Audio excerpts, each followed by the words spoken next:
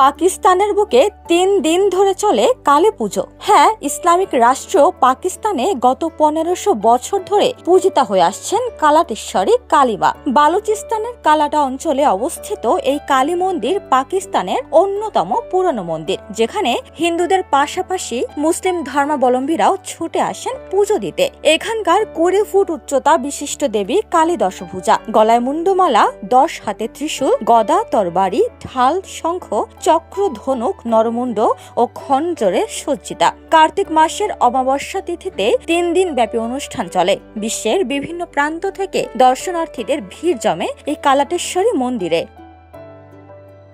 হিন্দু মুসলিম নির্বিশেষে ভক্তদের ভিড় ও ধাক্কাধাক্কি থেকে মায়ের মূর্তিকে সামলাতে এখানে দেবী কালীকে কাঁচ দিয়ে ঘিরে রাখা হয়। অতীতে নাকি অনেকবারই মন্দির ভাঙার চেষ্টা করা হয়েছে, কিন্তু কখনোই কেউ সফল হননি। ভক্তদের বিশ্বাস, দেবী কালাটেশ্বরীর ঐশ্বরিক শক্তি এই মন্দির ধ্বংস করার সমস্ত প্রচেষ্টা ব্যর্থ করেছিল।